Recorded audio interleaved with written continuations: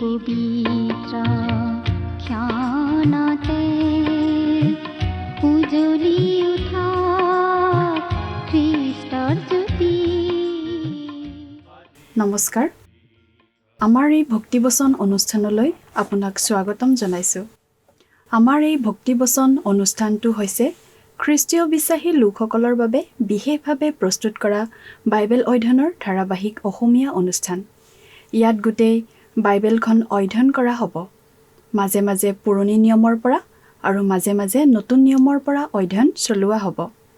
এই অনুষ্ঠানটো নিয়মিতভাৱে শুনি থাকিলে বা চাই থাকিলে গোটেইখন বাইবেল চোৱাৰ আৰু বুজি পোৱাৰ এটা সুযোগ শ্ৰোতা দৰ্শকসকলে লাভ কৰিব। এই অনুষ্ঠানটোৰ যোগেৰে আপোনালোক লাভৱান হোৱা বুলি জানিব পাৰিলে আমি নথৈ আনন্দিত হ'ম। প্ৰিয় শ্ৰোতা দৰ্শক, আগৰটো অনুষ্ঠানত বাইবেলৰ পুৰণি নিয়ম খণ্ডৰ লেবিয়া পুস্তক নামৰ পুস্তকখনৰ 21 নম্বৰ অধ্যায়ৰ শেষৰটো পদলৈকে পঢ়ি আগবঢ়োৱা আলোচনা আমি শুনিবলৈ পাইছিলোঁ। আজিৰ এই অনুষ্ঠানত আমি লেবিয়া পুস্তকৰ 22 নম্বৰ অধ্যায়ৰ আলোচনা আমি শুনিবলৈ পাম। লেবিয়া পুস্তকৰ 11 নম্বৰ অধ্যায়ৰ পৰা 20 নম্বৰ অধ্যায়লৈকে আমি পালোঁ সাধাৰণ মানুহক উদ্দেশ্য কৰি দিয়া কিছুমান বিধি বিধানৰ কথা। 21 নম্বৰ অধ্যায়ৰ পৰা আমি এটা সম্পূৰ্ণ বেলেগ কথা পাওঁ, পুৰোহিতৰ ব্যক্তিগত পবিত্ৰতাৰ সৈতে জড়িত বিধি বিধান আদিৰ কথা। এই বিষয়টো আমি 21 আৰু 22 নম্বৰ অধ্যায়ত পাওঁ। কিছুমান কথাৰ পুনৰুক্তিও আমি ইয়াত পাম। প্ৰথমৰে পৰা ঈশ্বৰৰ এইটো পৰিকল্পনা আছিল যে গোটেই ইজৰাইল জাতিটো এটা পুৰোহিতৰ জাতি হ'ব। কিন্তু তেওঁলোকে ঈশ্বৰৰ অবাধ্য হৈ সেই সুযোগ হেৰুৱাইছিল। প্ৰভু যীশুৰ 1000 বছৰীয়া শাসনকাল চোৱাতহে সেই আদৰ্শ সমাজখন প্ৰতিষ্ঠিত হ'ব বুলি আমাক বাইবেলে কয়। ইজৰাইল জাতিৰ বিফলতাৰ পাছত ঈশ্বৰে 12টা ফৈদৰ মাজত মাত্ৰ এটা ফৈদক পুৰোহিতৰ কাম কৰিবলৈ বাছি লৈছিল। কিন্তু পুৰোহিতসকল কিছুমান নীতি নিয়মৰ মাজত থকাটো ঈশ্বৰে বিচাৰিছিল, যাতে তেওঁলোকে পুৰোহিতালি কৰি থাকিব পাৰে।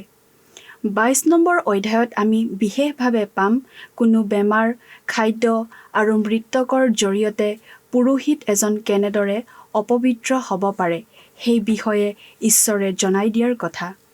লগতে মানুহবোৰে অনা বলি নৈবেদ্য উপহাৰ আদি পুৰোহিতসকলে কেনেদৰে চিন পাব লাগিব আৰু বুজি ল'ব লাগিব সেই কথা। পবিত্ৰ বস্তুক জাগতিক বস্তুৰ পৰা পৃথকে ৰাখিব লাগিব। নিয়ম তম্বুৰ বস্তু হাৰুনে ঘৰলৈ লৈ যাব নোৱাৰিব। ঈশ্বৰৰ বস্তুবোৰক পবিত্ৰ জ্ঞান কৰিব লাগিব। আহকচোন এই কথাবোৰৰ বিতং আলোচনাটো শুনিবৰ বাবে আমি মূল আলোচনাটোলৈ আগবাঢ়ি যাওঁ।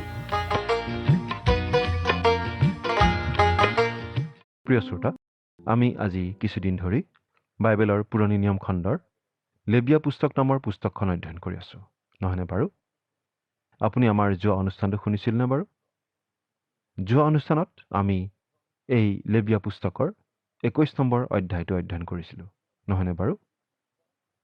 আমি যোৱা অনুষ্ঠানত পাইছিলোঁ পুৰোহিত আৰু মহাপুৰোহিতে মানি চলিবলগীয়া কিছুমান বিধি বিধানৰ কথা। আজিৰ অনুষ্ঠানত আমি লেবিয়া পুস্তকৰ 22 নম্বৰ অধ্যায়ৰ পৰা চাব খুজিছোঁ। এই 22 নম্বৰ অধ্যায়তো আমি পুৰোহিতৰ ব্যক্তিগত জীৱনৰ পবিত্ৰতা সম্বন্ধীয় বিধি বিধান কিছুমানৰ কথা পঢ়িবলৈ পাম। আমি এতিয়া বাইবেলৰ পৰা চাই যাম লেবিয়া 22 নম্বৰ অধ্যায়ৰ প্ৰথম আৰু দ্বিতীয় পদ পাঠ কৰি দিছোঁ। পাছে জিহুৱাই মোচিক ক'লে, ইছৰাইলৰ সন্তানবিলাকে মোৰ উদ্দেশ্যে যি বস্তু পবিত্ৰ কৰে তেওঁবিলাকৰ সেই পবিত্ৰ বস্তুৰ পৰা যেন নিজকে পৃথকে ৰাখে আৰু মোৰ পবিত্ৰ নাম অপবিত্ৰ নকৰে, এনে আজ্ঞা তুমি হাৰুণ আৰু তেওঁৰ পুত্ৰবিলাকক দিয়া। মই জিহুৱা। জাগতিক বিষয় আৰু ঈশ্বৰৰ পবিত্ৰ বিষয়ৰ মাজত পাৰ্থক্য থাকিব লাগিব। মহাপুৰোহিত হাৰুণে ঈশ্বৰৰ নিয়ম তম্বুৰ পৰা বয় বস্তু নিজৰ ঘৰলৈ লৈ আনিব নালাগিব। এই কথাৰ পৰা আমি এই শিক্ষা লোৱা উচিত যে আমি ঈশ্বৰৰ পবিত্ৰ বিষয়বস্তুবোৰক উপযুক্ত সন্মান দিব লাগে আৰু সাধাৰণ বস্তু বা সাধাৰণ কথা বুলি ভাবিব নালাগে। 3 নম্বৰ পদ, তুমি তেওঁবিলাকক কোৱা ইছৰাইলৰ সন্তানবিলাকে জিহুৱাৰ উদ্দেশ্যে পবিত্ৰ কৰা পবিত্ৰ বস্তুৰ ওচৰলৈ পুৰুষানুক্ৰমে তোমালোকৰ বংশৰ মাজৰ যিকোনোৱে অসুচী হৈ ওচৰ চাপিব, তাক মোৰ সন্মুখৰ পৰা উচ্ছন্ন কৰা হ'ব। মই জিহুৱা। পুৰোহিতে ঈশ্বৰৰ পৰিচৰ্যা কৰোঁতে সাৱধানে কৰিব লাগিব। এনেই যধে মধে কৰিলে নহ'ব। নিজৰ ইচ্ছামতে খেলিমেলিকৈ কৰি যাব নোৱাৰিব। তেনেকুৱা কৰিলে তেনে পুৰোহিতক পুৰোহিত বাবৰ পৰাই গুচাই দিয়া হ'ব বুলি ঈশ্বৰে জনাই দিছে। ইয়াৰ পৰা আজি খ্ৰীষ্টীয় বিশ্বাসীসকলেও বিশেষভাৱে শিকিবলগীয়া কথা আছে। পুৰোহিতে কেনেধৰণৰ অসুচি কাম কৰিলে তেওঁক পুৰোহিত বাবৰ পৰা গুচাই দিয়া হ'ব, সেইবোৰৰ তালিকা এখন ঈশ্বৰে দি দিছে। 4 পৰা 9 নম্বৰ পদলৈকে পাঠ কৰি দিম। হাৰুণৰ বংশৰ মাজত যিকোনো লোক কুষ্ঠৰোগী হ'ব বা যিকোনোৰ গাৰ পৰা কিবা বৈ থকা ৰোগ হ'ব, সি শুচি নহয় মানে পবিত্ৰ বস্তুৰ একোকে ভোজন নকৰিব। আৰু যিকোনোৱে মৰাশৰ দ্বাৰাই অসুচি হোৱা বস্তু চুব বা যাৰ বীৰ্যপাত হ'ব বা যি বস্তুৰ দ্বাৰাই মানুহ অসুচি হ'ব পাৰে, এনে বগাই ফুৰা জন্তু বা যিকোনো প্ৰকাৰ অশৌচ মানুহৰ পৰা লাগিব পাৰে, অশৌচ থকা এনে মানুহক চুব, সেই চোৱা মানুহটো সন্ধ্যালৈকে অসুচি হৈ থাকিব। আৰু পানীত নিজৰ গা নুধুলে পবিত্ৰ বস্তু ভোজন নকৰিব। বেলি মাৰ গ'লে সি শুচি হ'ব। পাছে পবিত্ৰ বস্তু ভোজন কৰিব পাৰিব, কিয়নো সেয়ে তাৰ আহাৰ। পুৰোহিতে নিজকে অসুচি কৰিবৰ অৰ্থে নিজে মৰা বা হিংসক জন্তুৱে চিৰা পশুৰ মঙহ নাখাব। মই জিহুৱা। এই হেতুকে সিবিলাকে মোৰ পালনীয় পালন কৰিব লাগে। নতুবা সিবিলাকে তাক অপবিত্ৰ কৰিলে তাৰ কাৰণে সিবিলাক পাপত পৰিব আৰু তাৰ নিমিত্তে মৰিব। মই সিবিলাকক পবিত্ৰ কৰোঁতা জিহুৱা। অৰ্থাৎ আমি এই কথা বুজি পাওঁ যে পুৰোহিতজন সকলো বিষয়তে পবিত্ৰ হ'ব লাগিব। তেওঁলোকৰ ঘৰ সংসাৰত, তেওঁলোকৰ সামাজিক কাম কাজ আচাৰ ব্যৱহাৰ আদিত, তেওঁলোকৰ ব্যৱসায় বাণিজ্য আদিত, মুঠতে তেওঁলোকে যিকোনো ধৰণেই যিকোনো সম্বন্ধৰেই জগতৰ সৈতে আদান প্ৰদান কৰিব লাগিলে সকলো আদান প্ৰদান, সকলো ব্যৱহাৰ, সকলো সম্বন্ধত সূচী পবিত্ৰ হ'ব লাগিব। পুৰোহিতসকলক বিশেষভাৱে পৃথক কৰি নিযুক্ত কৰা হয় ঈশ্বৰৰ অৰ্থে, পবিত্ৰতাৰ অৰ্থে। তেওঁলোক আন মানুহবিলাকৰ কাৰণে আদৰ্শস্বৰূপ হ'ব লাগে। ইয়াত উল্লেখ কৰা কিছুমান কথা ঈশ্বৰে ইছৰাইলৰ বাকী লোকবিলাকৰ কাৰণেও উল্লেখ কৰিছিল। অৰ্থাৎ ঈশ্বৰে পুৰোহিতৰ কাৰণে নিষিদ্ধ কৰা কিছুমান কথা সাধাৰণ মানুহৰ কাৰণেও নিষিদ্ধ কৰিছিল। পুৰোহিতসকলৰ কোনো বিশেষ ৰেহাই নাছিল। সৰ্বসাধাৰণ মানুহৰ অসুচিতা যেনেকৈ আনুষ্ঠানিকভাৱে ৰীতি নীতি পালন কৰি সূচী কৰা হয়, পুৰোহিত এজন সূচী হ'ব লাগিলেও ঠিক একেদৰে আনুষ্ঠানিকভাৱে ৰীতি নীতি পালন কৰিব লাগিছিল। পুৰোহিতৰ ব্যক্তিগত জীৱন তেওঁৰ পদবী আৰু তেওঁৰ সামাজিক জীৱনৰ সৈতে খাপ খোৱা হ'ব লাগিছিল। 10 নম্বৰ পদ। পুৰোহিত বংশৰ নোহোৱা কোনো লোকে পবিত্ৰ বস্তু নাখাব। পুৰোহিতৰ ঘৰত থকা আলহী বা বেজ খোৱা চাকৰে পবিত্ৰ বস্তু ভোজন নকৰিব। ঈশ্বৰৰ নিয়ম তম্বুৰ পবিত্ৰতা ৰক্ষা কৰাৰ দায়িত্ব পুৰোহিতৰ। গতিকে অচিনাকি মানুহক নিয়ম তম্বুত প্ৰৱেশ কৰিবলৈ দিব নালাগিব। কেৱল ঈশ্বৰৰ সন্তানেহে ঈশ্বৰৰ উপাসনা কৰিব পাৰে। 11 পৰা 13 নম্বৰ পদলৈকে পাঠ কৰিম। কিন্তু যদি পুৰোহিতে ধন দি কোনো লোকক কিনি লয়, তেন্তে সি তাক ভোজন কৰিব। আৰু তেওঁৰ ঘৰ উপজা লোকবিলাকেও তেওঁৰ আহাৰ খাব। আৰু পুৰোহিতৰ জীয়েক যদি আন বংশৰ মানুহৰে সৈতে বিয়া হয়, তেন্তে উপহাৰ স্বৰূপে দিয়া পবিত্ৰ বস্তু তাই ভোজন নকৰিব। আৰু পুৰোহিতৰ জীয়েক যদি বিধৱা বা স্বামীয়ে ত্যাগ কৰা হয় আৰু তাইৰ যদি সন্তান নাথাকে আৰু নিজ বাপেকৰ ঘৰলৈ আহি জীয়াৰী কালৰ দৰে থাকে, তেন্তে তাই বাপেকৰ আহাৰ খাব পাৰে। কিন্তু পুৰোহিত বংশৰ নোহোৱা কোনো লোকে তাক ভোজন নকৰিব। এই পদবোৰে এই কথাটো স্পষ্ট কৰি দিয়ে যে যিসকল পুৰোহিত আৰু যিসকল পুৰোহিতৰ বংশত জন্মা, অৰ্থাৎ পুৰোহিত পৰিয়ালৰ লোক, তেওঁলোকেহে সেই মাংস খাব পাৰিব। পুৰোহিতৰ ছোৱালী এজনীয়ে যদি কোনো পৰজাতীয় লোকৰ লগত বিবাহ পাশত আবদ্ধ হয়, তেনেহ'লে তাই সেই সুবিধাৰ পৰা বঞ্চিত হ'ব। অৰ্থাৎ তাই আৰু মন্দিৰৰ পবিত্ৰ বস্তুৰ ভাগ নাপাব। কিন্তু যদি সেই ছোৱালী আকৌ বিধৱা হয় নাইবা বিবাহ বিচ্ছেদ হয়, তেতিয়া তাই আকৌ পিতৃৰ ঘৰলৈ ঘূৰি আহি পিতৃৰ পৰিয়ালৰ লোক হ'ব পাৰিব আৰু পিতৃয়ে উপভোগ কৰা সা সুবিধাবোৰ আগৰ নিচিনাকৈ উপভোগ কৰিব পাৰিব। পুৰোহিতে ভাগত পোৱা মাংস খাবলৈ পাব। অপথে যোৱা অপব্যয়ী পুত্ৰ বা কন্যাই নিজ পিতৃৰ ঘৰলৈ আকৌ উভতি অহাৰ ব্যৱস্থাটো আছে আৰু তেনেদৰে উভতি আহিলে পিতৃয়ে আদৰি লোৱাৰ ব্যৱস্থাটো আছে। আমিও অপথে গ'লে মন পালটন কৰি অনুতাপ কৰি ক্ষমা খুজি পিতৃ ঈশ্বৰৰ ওচৰলৈ উভতি আহিলে পিতৃ ঈশ্বৰে আমাক গ্ৰহণ কৰি লয়। 14 পৰা 16 নম্বৰ পদ। আৰু যদি কোনোৱে অজ্ঞানত পবিত্ৰ বস্তু খায় তেন্তে সি পুৰোহিতক তাৰ ক্ষতিপূৰণ কৰিব আৰু তাৰ 5 ভাগৰ এভাগ বেছিকৈ দিব। এইদৰে ইছৰাইলৰ সন্তানবিলাকে জিহুৱাৰ উদ্দেশ্যে উৎসৰ্গ কৰা পবিত্ৰ বস্তুবোৰ পুৰোহিতবিলাকে অপবিত্ৰ কৰি ইছৰাইলৰ সন্তানবিলাকে সিবিলাকৰ পবিত্ৰ বস্তু খোৱা সময়ত সিবিলাকক দুখত পেলাই অপৰাধৰ ফল ভোগ কৰাব নালাগে, কিয়নো মই সিবিলাকক পবিত্ৰ কৰোতা জিহুৱা। কোনো এটা বিধান নাজানো বুলি কৈ কোনো সাৰি যাব নোৱাৰে। কোনো মানুহে অজ্ঞানতাবশতঃ মন্দিৰৰ পবিত্ৰ বস্তু খালেও অপৰাধ হ'ব। তেনে দোষ কৰিলে তেনে মানুহৰ পৰা জৰিমনা আদায় কৰা হ'ব। গতিকে পুৰোহিতসকলৰ দায়িত্ব অধিক।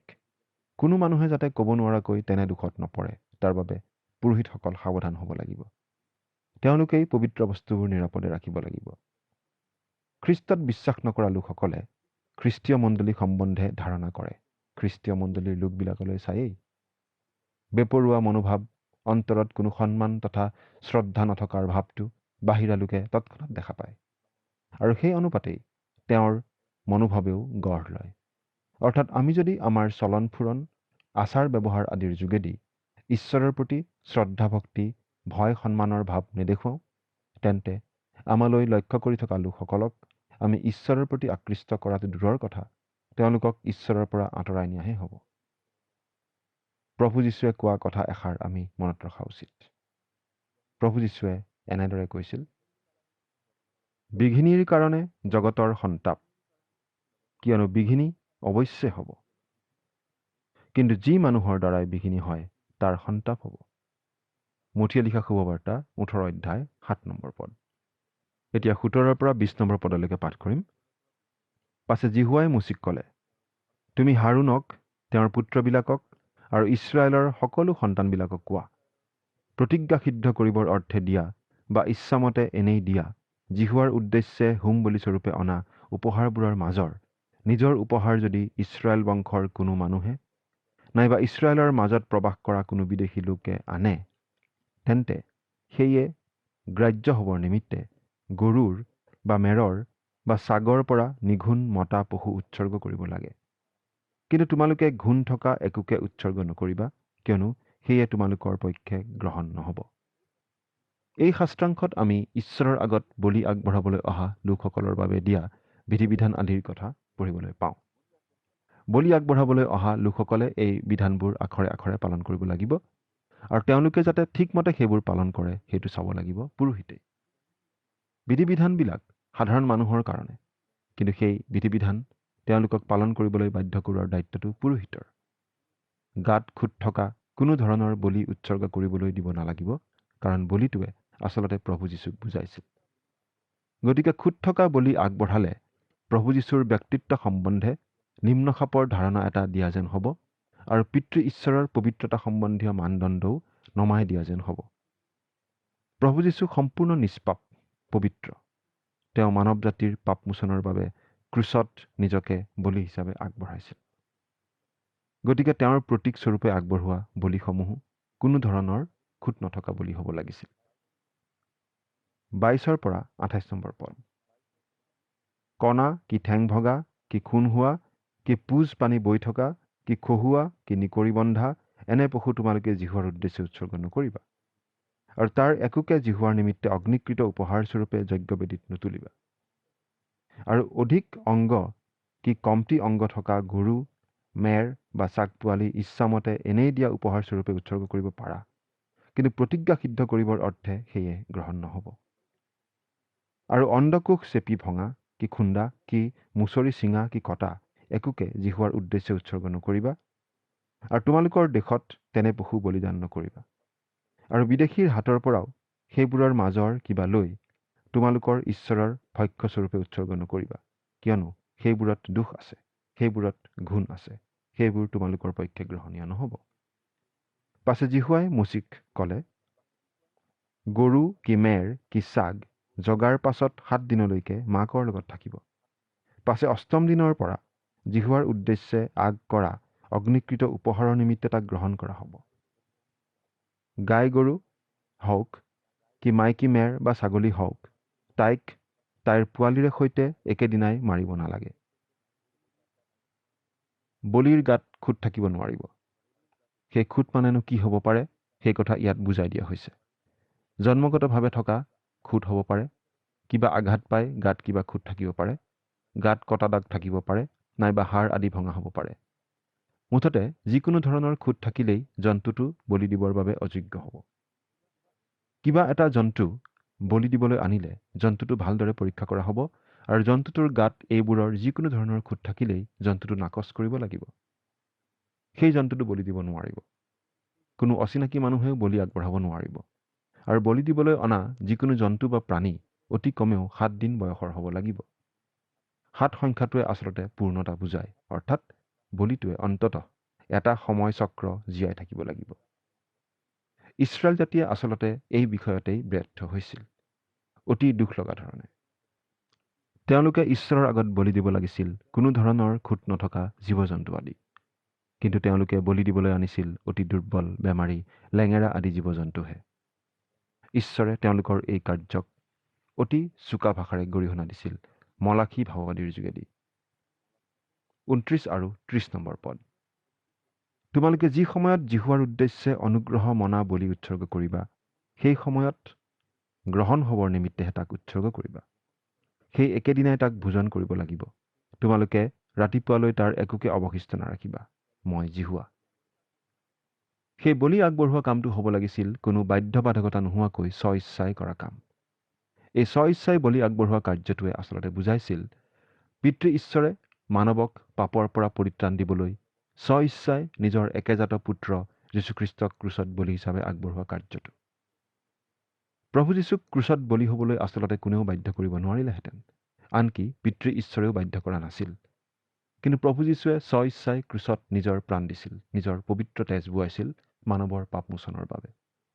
তেওঁ স্ব-ইচ্ছাই নিজকে বলি হিচাপে আগবঢ়াইছিল, যাতে তেওঁত বিশ্বাস স্থাপন কৰি আজি মানুহে পাপৰ ক্ষমা লাভ কৰি পৰিত্ৰাণ পাব পাৰে।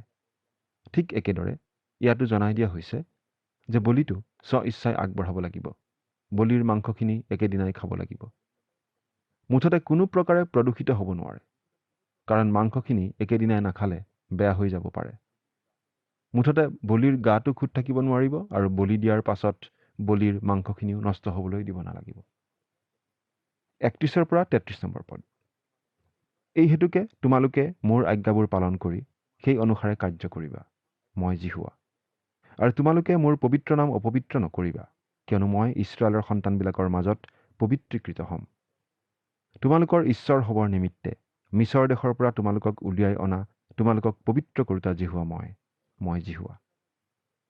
ইছৰাইলৰ লোকসকলক ঈশ্বৰে এইবোৰ কথা জনাই দিছে। ইছৰাইল জাতিক ঈশ্বৰে বিশেষভাৱে বাছি লৈছিল। তেওঁলোক হ'ব লাগিব ঈশ্বৰৰ প্ৰতিনিধি। তেওঁলোকক অৱশ্যে ঈশ্বৰৰ হকে সাক্ষ্য দিবলৈ জগতৰ সীমালৈকে যাবলৈ কোৱা হোৱা নাছিল। আজি কিন্তু খ্ৰীষ্টীয় বিশ্বাসীসকলক খ্ৰীষ্টৰ কথা ঘোষণা কৰিবলৈ, খ্ৰীষ্টৰ হকে সাক্ষ্য দিবলৈ জগতৰ সীমালৈকে যাবলৈ আজ্ঞা দিয়া হৈছে। কিন্তু ইছৰাইল জাতিক আমন্ত্ৰণ জনোৱা হৈছিল জাতি হিচাপে সামগ্ৰিকভাৱে ঈশ্বৰৰ পৰিচৰ্যা কৰিবলৈ, ঈশ্বৰৰ সাক্ষ্য দিবলৈ। তেওঁলোকে এই কাম কৰাত গোটেই জগতখন জেৰুজালেমলৈ আহিছিল। উপাসনাৰ সকলো দিশতেই ঈশ্বৰৰ পবিত্ৰ নাম প্ৰকাশ পাইছিল। তেওঁলোকে বাৰু কিয় ঈশ্বৰৰ প্ৰতি বাধ্য হ'ব লাগিছিল? ইয়াৰ 5টা কাৰণ আমি দেখা পাওঁ। প্ৰথমটো হৈছে মই যীহুৱা। দ্বিতীয়তে, মই ইছৰাইলৰ সন্তানবিলাকৰ মাজত পবিত্ৰীকৃত হ'ম। তৃতীয়তে, তোমালোকক পবিত্ৰ কৰোতা যীহুৱা মই। চতুৰ্থতে, মিছৰ দেশৰ পৰা তোমালোকক উলিয়াই অনা ঈশ্বৰ মই। পঞ্চমতে, মই তোমালোকৰ ঈশ্বৰ। তোমালোকক পবিত্ৰ কৰোতা ঈশ্বৰ মই। আজি খ্ৰীষ্টীয় বিশ্বাসীসকলে খ্ৰীষ্টক ত্ৰাণকৰ্তা বুলি গ্ৰহণ কৰি সকলো পাপৰ ক্ষমা লাভ কৰি পবিত্ৰ হ'ব পাৰে। কিন্তু তাৰ মানে অপবিত্ৰ জীৱন যাপন কৰাৰ বাবে অনুমতি নাপায়। সকলো ক্ষেত্ৰতে পবিত্ৰতা আৰু ধাৰ্মিকতাহে বজাই ৰাখিব লাগিব। মিছৰ দেশৰ পৰা তোমালোকক উলিয়াই অনা ঈশ্বৰ মই। প্ৰিয় শ্ৰোতা, ঈশ্বৰেই আমাক পৰিত্ৰাণ কৰিছে অনুগ্ৰহ কৰি। প্ৰভু যীশুত বিশ্বাস স্থাপন কৰি ঈশ্বৰৰ মহান অনুগ্ৰহত আমি পৰিত্ৰাণ লাভ কৰোঁ। তাৰ বিনিময়ত ঈশ্বৰে আচলতে একো নিবিচাৰে, কিন্তু আমি তেওঁৰ সেই অনুগ্ৰহৰ কথা মনত ৰাখি তেওঁৰ প্ৰতি কৃতজ্ঞতাৰ চিনস্বৰূপে তেওঁৰ প্ৰতি বাধ্য হৈ জীৱন যাপন কৰিব লাগে। প্ৰভু যীশুৰ যোগেদি তেওঁ আমালৈ যি প্ৰেমৰ প্ৰমাণ দিছে, সেই প্ৰেমৰ কথা মনত পেলালেই আমি ঈশ্বৰৰ প্ৰতি বাধ্যতা প্ৰদৰ্শন কৰি তেওঁৰ ইচ্ছা পালন কৰি পবিত্ৰ জীৱন যাপন কৰিবলৈ আগবাঢ়িম। মাকে বাৰু পুতেকৰ কাৰণে কিয় ইমান কষ্ট কৰে? সেইটো দায়িত্ব বুলি ভাবিনে? নিশ্চয় নহয়। মাকে পুতেকৰ কাৰণে কষ্ট কৰে পুতেকৰ প্ৰতি থকা প্ৰেমৰ কাৰণে। ঠিক একেদৰে খ্ৰীষ্টীয় বিশ্বাসীসকলেও পিতৃ ঈশ্বৰৰ প্ৰতি প্ৰেম প্ৰদৰ্শন কৰিহে ঈশ্বৰৰ আজ্ঞা পালন কৰিবলৈ আগবাঢ়ি আহে আৰু অহা উচিত। তোমালোকৰ ঈশ্বৰ হ'বৰ নিমিত্তে মিছৰ দেশৰ পৰা তোমালোকক উলিয়াই অনা তোমালোকক পবিত্ৰ কৰোঁতা জিহুৱা মই জিহুৱা। প্ৰিয় শ্ৰোতা, প্ৰভু যীশুৰ যোগেদি যদি আপুনি ইতিমধ্যে পৰিত্ৰাণ লাভ কৰিছে, তেন্তে আপুনি মনত ৰখা উচিত যে আপোনাৰ পিতৃ ঈশ্বৰ হ'বৰ কাৰণেই ঈশ্বৰে আপোনাক উদ্ধাৰ কৰিছে। তেওঁ বাৰু আপোনাৰ ঈশ্বৰ নে? এবাৰ ভাবি চাওকচোন। ঈশ্বৰে আপোনাক আশীৰ্বাদ কৰক।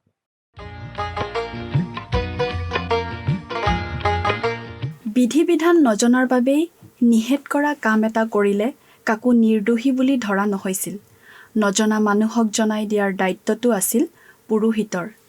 সেৱা উপাসনাৰ ঠাই আৰু বয় বস্তুৰ পবিত্ৰতা ৰক্ষা কৰাৰ দায়িত্ব আছিল পুৰোহিতৰ।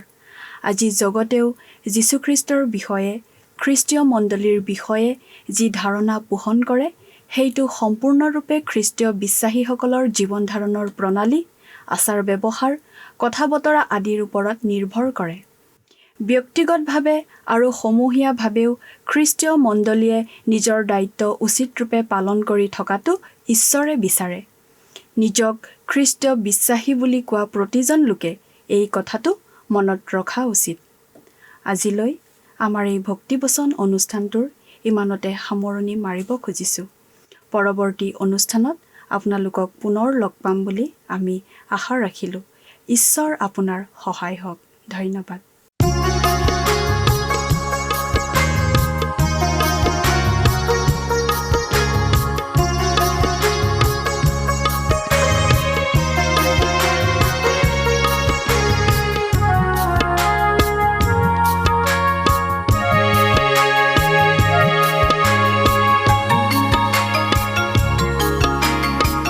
কোৱাচোন তোমাৰ দুখৰ কাহিনী, যিছু দিবৰি হিয়া পূজাৰী।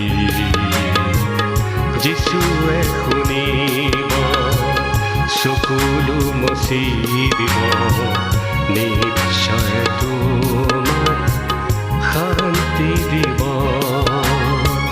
কোৱাচোন তোমাৰ দুখৰ কাহিনী, যিছু দিবৰি হিয়া পূজাৰী।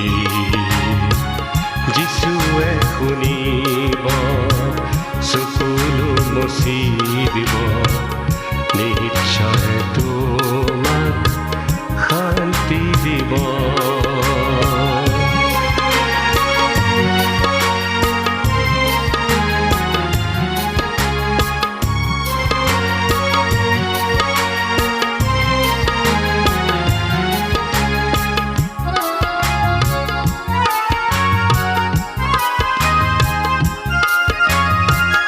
অস্থিৰ মনে তোমাৰ বিশ্ৰাম পাব,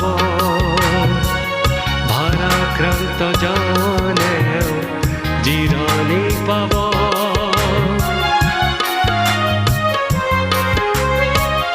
অস্থিৰ মনে তোমাৰ বিশ্ৰাম পাব, ভাৰাক্ৰান্ত জনেও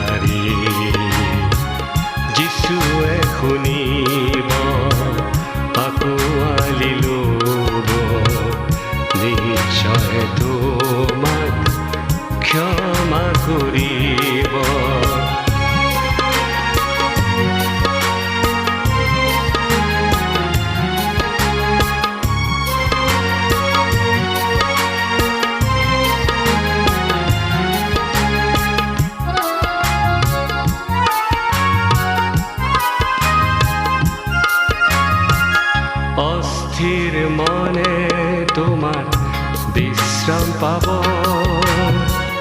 ভাৰাক্ৰান্ত জনেও জিৰণি পাব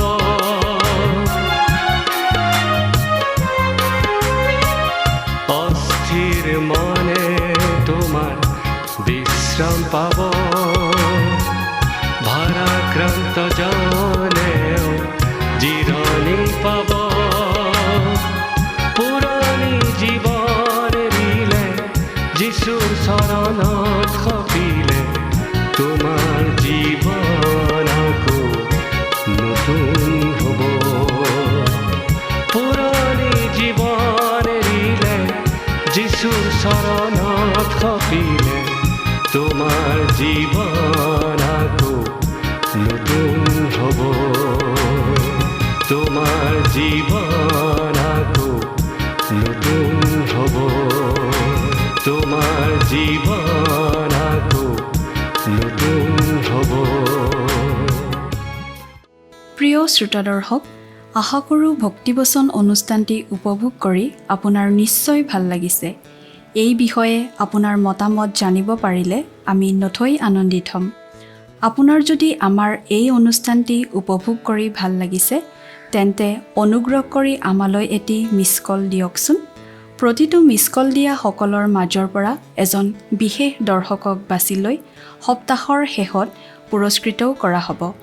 মিছ কল দিয়া নম্বৰটো হৈছে 04449081 আপোনাৰ যদি কিবা প্ৰাৰ্থনাৰ বিষয় থাকে বা অধিক জানিবলৈ ইচ্ছা কৰে তেন্তে টেলিফোনৰ মাধ্যমেৰেও আমাক যোগাযোগ কৰিব পাৰে। আমাৰ টেলিফোন নম্বৰটো হৈছে 7429840242। আপুনি আমালৈ ইমেইল অথবা পত্ৰযোগেও যোগাযোগ কৰিব পাৰে। তাৰ বাবে আমাৰ ইমেইল আইডি আৰু পোষ্টেল এড্ৰেছটো টিভি পৰ্দাত চাই লওকচোন। পুনৰ লগ পোৱাৰ আশাৰে আজিলৈ ইমানতে সামৰিছোঁ। ঈশ্বৰে আপোনাক আশীৰ্বাদ কৰক। ধন্যবাদ।